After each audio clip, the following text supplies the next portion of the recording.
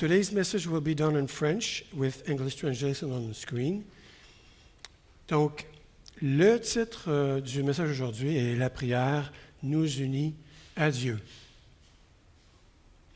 Et c'est le passage aujourd'hui, c'est dans Jacques 5, verset 13, verset 20. Pardonne-moi, ma voix n'est pas bonne ce matin. Là.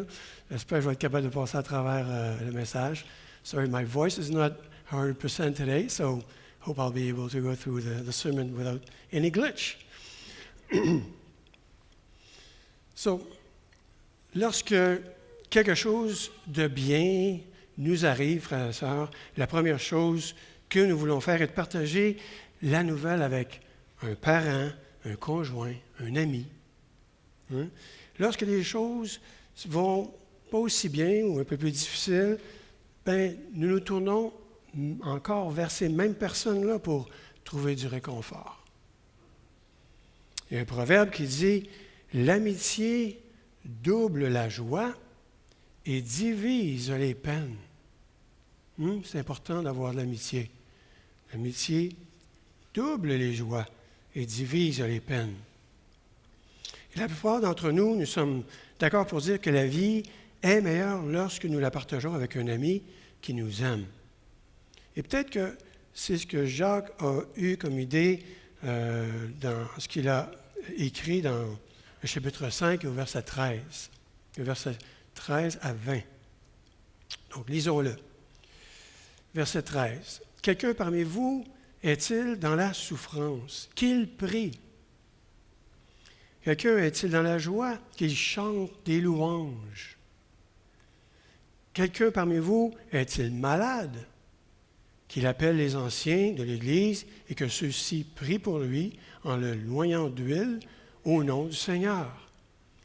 La prière de la foi sauvera le malade et le Seigneur le relèvera.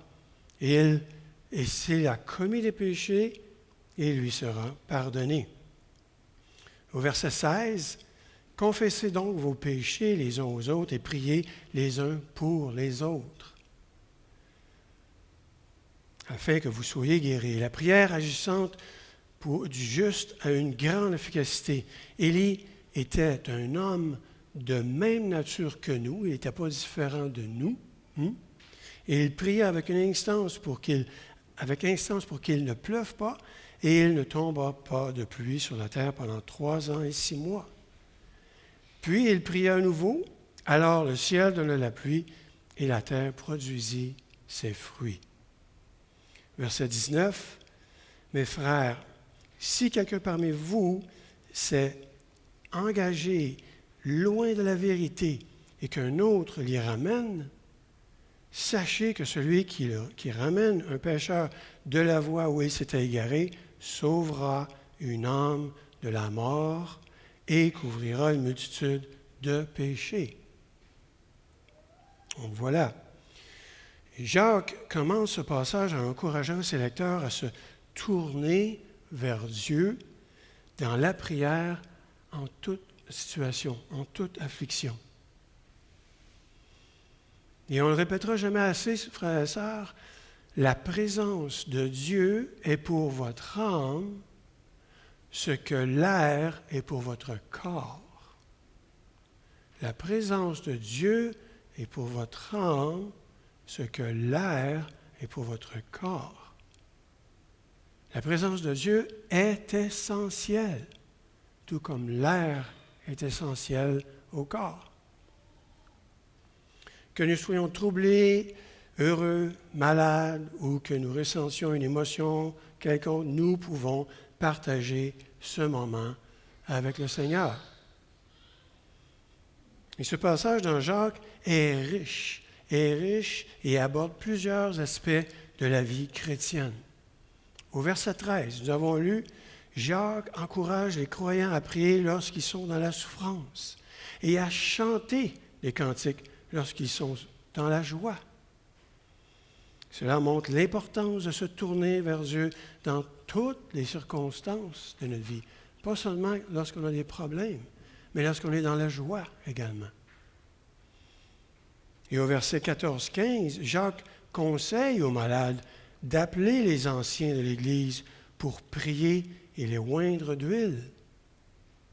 Et cette pratique souligne la foi en la puissance de la prière et l'importance de la communauté dans le soutien des membres souffrants.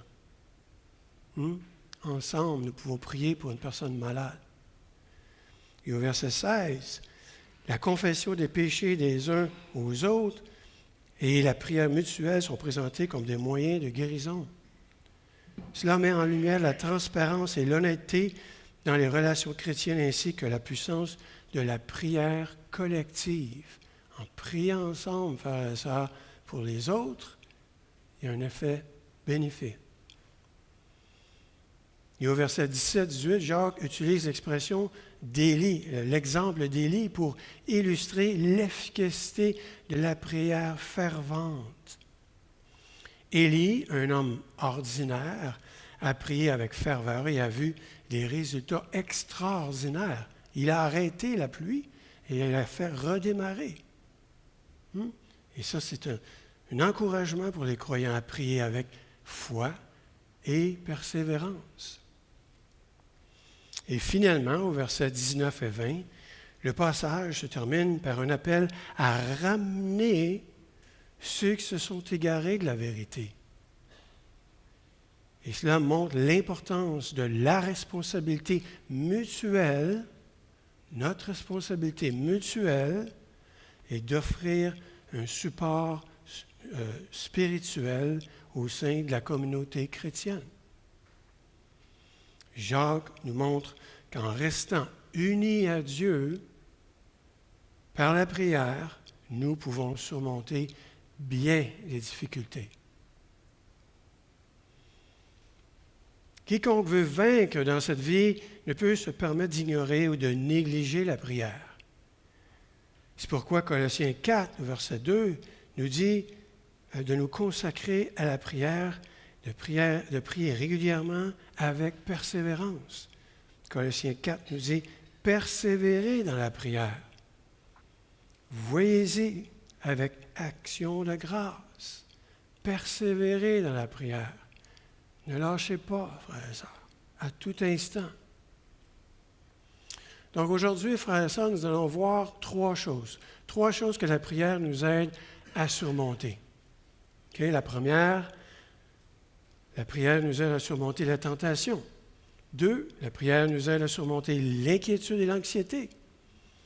3, la prière nous aide à surmonter le jour de la détresse.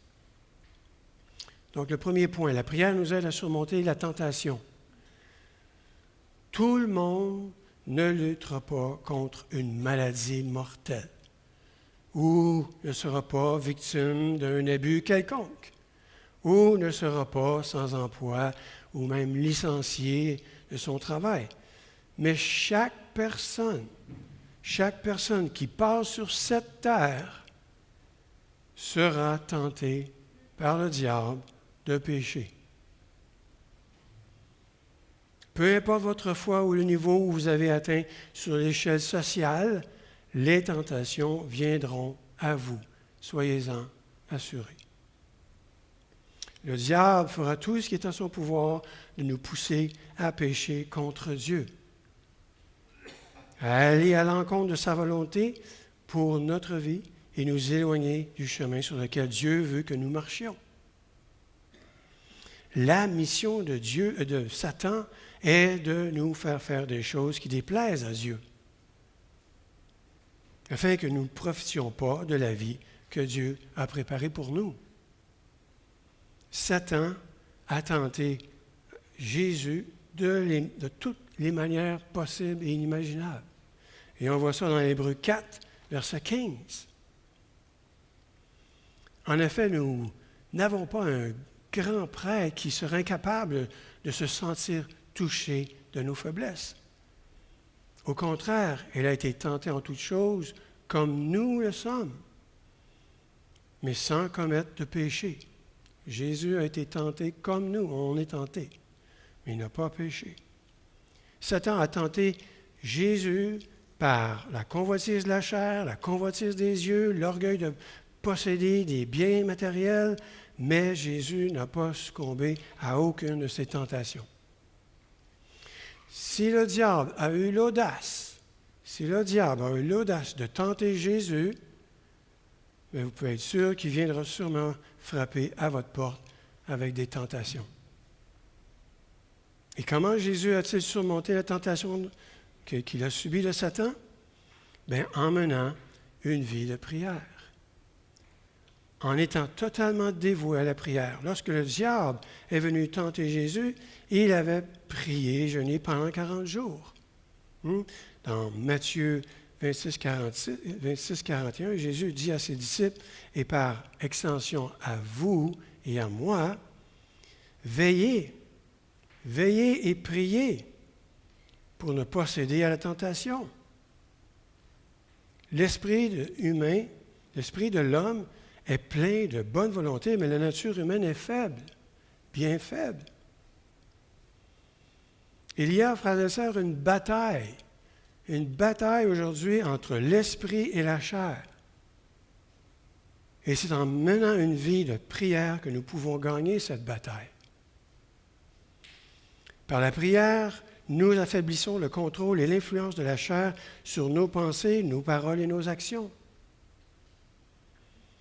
Les tentations ne sont pas une chose unique. Le diable n'a pas tenté Jésus une fois seulement. Luc 4, verset 13 nous dit, après avoir achevé de le tenter, le diable tentait Jésus, le diable s'éloigna de lui jusqu'à une autre occasion. Il n'a pas lâché là. Il attendait juste une autre occasion. Si le diable vous tente aujourd'hui et que vous ne tombez pas, il cherchera un autre jour, un autre moyen de vous faire tomber. C'est pourquoi nous devons toujours être sur nos gardes, sachant que le diable va et vient sur la terre, marchant comme un lion rugissant. Et on voit ça dans 1 Pierre 5, verset 8. Ne vous laissez pas distraire, soyez vigilants. Soyez vigilants. Votre adversaire, le diable, rôde autour de vous comme un lion rugissant qui cherche quelqu'un à dévorer. La prière nous maintient sur nos gardes. La prière nous fortifie et nous donne les moyens de résister à la tentation et de la vaincre. Le diable est déterminé, frères et sœurs, et persistant lorsqu'il s'agit de tentation. Nous devons aussi faire preuve de détermination et de persévérance dans la prière.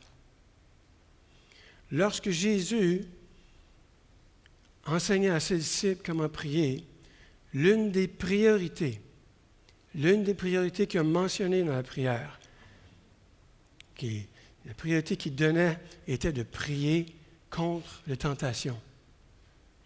Il a dit dans Matthieu 6, 13, « Ne nous laisse pas entrer dans la tentation, mais délivre-nous du mal. » C'est une priorité que Jésus a soulignée. Il y a toujours un moyen de s'échapper lorsque nous sommes tentés, frères et sœurs. Et dans 1 Corinthiens 10, verset 13, nous lisons, « Aucune tentation ne vous est survenue qui n'a été humaine. Dieu est fidèle et ne permettra pas que vous soyez tentés au-delà de vos forces. Mais avec la tentation, il donnera aussi le moyen d'en sortir pour que vous puissiez la supporter. » Il y a un moyen d'échapper à la tentation. La prière nous ouvre les yeux pour voir l'issue de cette tentation. Que le Seigneur, frères et sœurs, renforce et renouvelle notre vie de prière afin de recevoir chaque jour la force d'échapper à la tentation et de ne pas tomber dans le piège de Satan. Donc voilà pour le point 1. Point 2. La prière nous aide à surmonter l'inquiétude et l'anxiété. Philippiens 4, versets 6 et 7 nous dit, « Ne vous inquiétez de rien, mais en toute chose, par la prière et la supplication, faites des actions de grâce. Faites connaître à Dieu vos demandes. Et la paix de Dieu qui surpasse toute intelligence. Toute intelligence. Avez-vous compris? Toute intelligence. Gardera vos cœurs et vos pensées en Jésus-Christ. Ce texte dit qu'il ne faut pas être anxieux, inquiet, agité ou contrarié ou à propos de quoi que ce soit. Priez plutôt, surtout. Nous sommes encouragés à tout confier à Dieu. Certaines personnes estiment que certains besoins ou situations sont trop insignifiantes ou banales pour faire l'objet de prières. Erreur. Alors qu'elles sont troublées et dérangées par ces choses apparemment banales de la vie. La vérité est que vous pouvez être inquiet et anxieux à propos d'un diagnostic négatif que vous avez reçu, que vous pouvez également être inquiet et anxieux à propos de ce que vous allez dire, exemple d'une présentation. Lorsque nous apportons toutes choses à Dieu dans la prière, que ce soit dans des situations mineures ou majeures, ou des questions critiques ou simples, nous recevons la paix de Dieu. Nous échangeons nos peurs, nos soucis, nos angoisses contre la paix de Dieu. La prière a aidé David. David nous a donné un exemple à vaincre la peur. David avait beaucoup à faire. Il avait plusieurs problèmes personnels, familiaux, nationaux à gérer et à s'inquiéter. David a affronté Goliath avec audace. Il s'est souvent trouvé dans des situations qui l'ont rendu craintif et abattu. Mais dans Psaume 56, versets 3 et 4, David dit « Le jour où je suis dans la crainte, en toi je me confie. » David nous a donné un bel exemple ici. De Dieu, je loue la parole. En Dieu, je me confie, je ne crains rien. Que peuvent me faire des hommes? Que peuvent me faire les hommes? David a eu l'honnêteté d'admettre qu'il avait peur, mais il ne s'est pas contenté de reconnaître qu'il avait peur de la situation qui se présentait à lui. Il est allé plus loin en confiant la situation à Dieu, en plaçant la parole de Dieu au-dessus de la situation. Nous vivons tous des situations, plaçons Dieu au-dessus de la situation, en faisant confiance à Dieu pour gérer cette situation. Dans Psaume 34, verset 4, David nous dit « J'ai cherché l'Éternel, et il m'a répondu. Il m'a délivré de toutes mes frayeurs. » Il a été délivré de toutes ses frayeurs. En priant, David a été délivré de toutes ses craintes. Lorsque nous sommes inquiets, anxieux et préoccupés par l'argent nécessaire pour payer nos factures, par certains symptômes de notre corps, par l'annonce d'une maladie en phase terminale, par les dernières nouvelles mondiales, par l'état de notre économie, etc., ce que nous devons faire, c'est donner ces préoccupations, ces soucis, ces inquiétudes à Dieu au lieu de les porter sur nous et d'essayer de les résoudre par nous-mêmes. Laissons ça à Dieu. Laissons ça. Ayons le réflexe de laisser ça à Dieu. Dans 1 Pierre 5, 7, nous lisons « Déchargez-vous sur lui de tous vos soucis, car il prend soin de vous. » Est-ce que ça ne peut pas être plus clair? Ça ne peut pas être plus clair, frères et sœurs. Ces soucis et ces préoccupations, s'ils ne sont pas remis à Dieu, peuvent devenir de lourds fardeaux si nous le portons. Mais aucun fardeau n'est trop lourd pour être porté par Dieu. Dieu peut confortablement porter les poids et problèmes du monde entier sur ses épaules. Jetons donc toutes nos peurs, nos soucis, nos angoisses sur Dieu dans la prière. Donc, voilà pour le point 2. Point 3, la prière nous aide à surmonter le jour de la détresse. Dans Psaume 50, verset 15, Dieu s'adresse au peuple d'Israël. Il dit, « Alors, tu pourras m'appeler au jour de la détresse. Je te délivrerai et tu me rendras gloire. » On peut s'adresser à Dieu, il va nous délivrer, il l'a promis. Dieu dit que nous devons l'invoquer le jour de la détresse et qu'il nous délivrera. Et ici, qu'entendons-nous, frères et sœurs, par le jour de détresse? Dans Matthieu 6, verset 34, nous lisons, « Ne vous inquiétez donc pas du lendemain, car le lendemain s'inquiétera de lui-même. À chaque jour suffit sa peine. Chaque jour a son lot d'ennuis. Chaque jour, le diable se déplace comme un lion rugissant. Chaque jour apporte son lot de dangers et de problèmes. Chaque jour est suivi d'autres problèmes. C'est pourquoi nous devons faire appel à Dieu à chaque jour et non certains jours. Et à chaque fois et non pas parfois. Le jour de détresse de quelqu'un peut être le jour où il perd son emploi ou un être cher. Le jour de détresse d'une autre personne peut être un jour où elle est impliquée dans un accident épouvantable. Le jour où le cœur d'une personne est brisé par quelqu'un qu'elle aime peut être un jour de détresse. Les problèmes se présentent sous différentes formes, différentes manières pour différentes personnes. On ne peut pas souhaiter que le jour du malheur disparaisse. Au contraire, nous devons nous préparer à ce jour. Ça va arriver. On doit s'y préparer.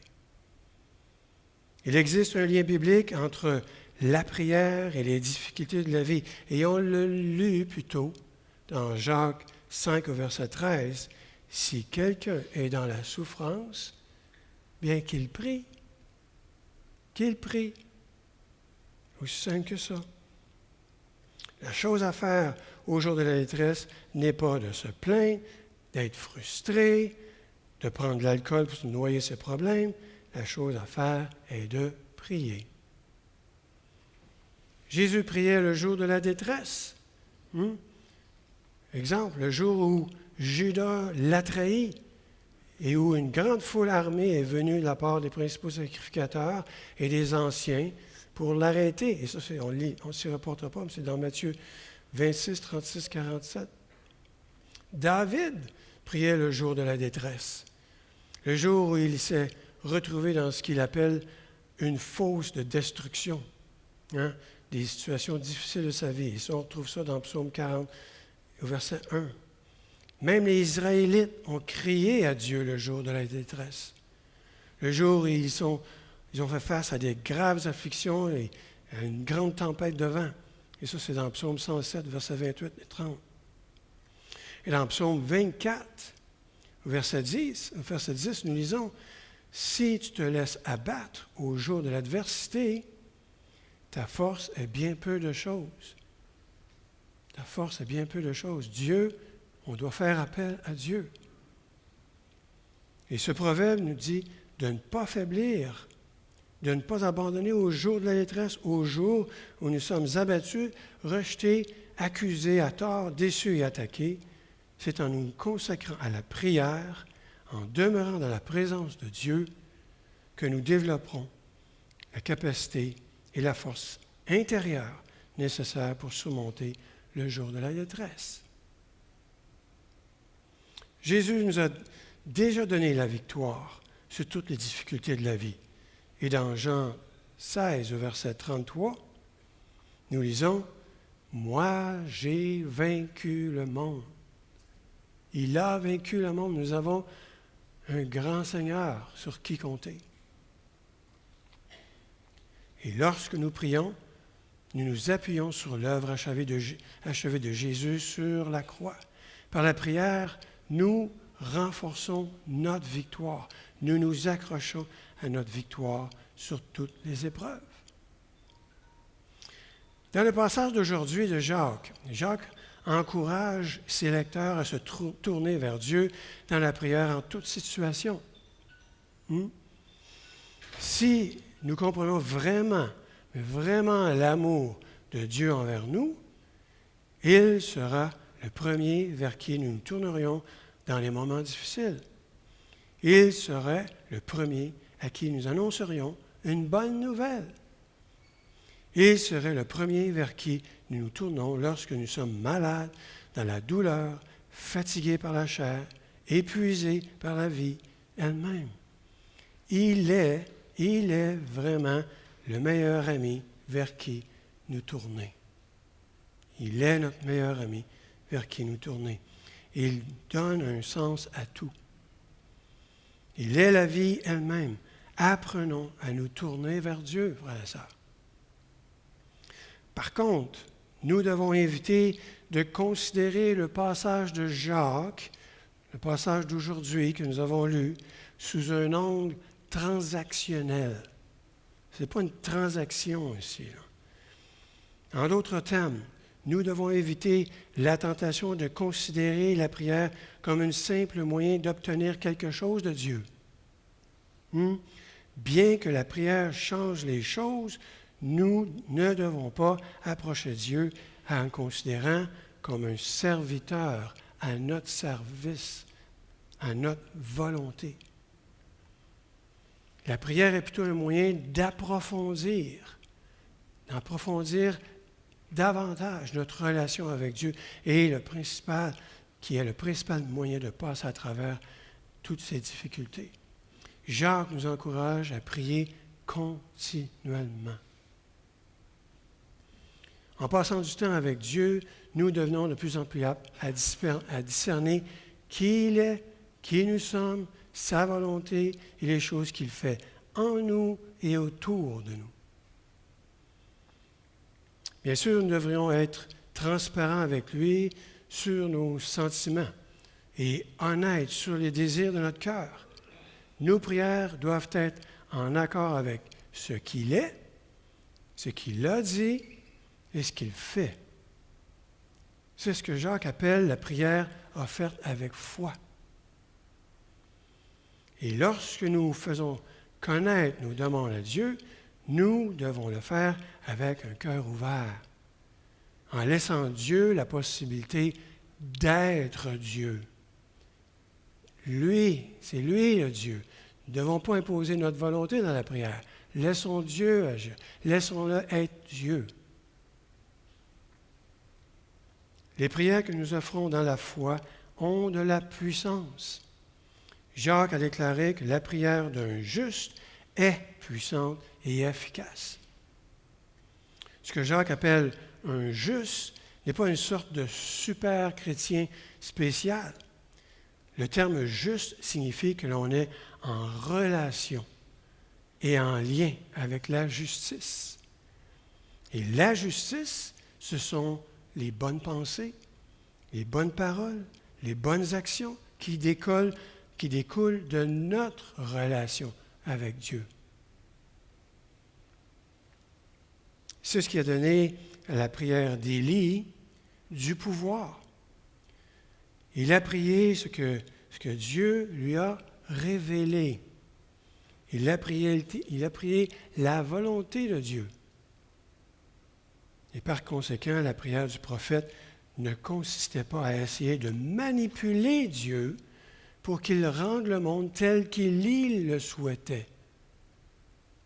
C'était un serment d'allégeance à la volonté et aux voies de Dieu.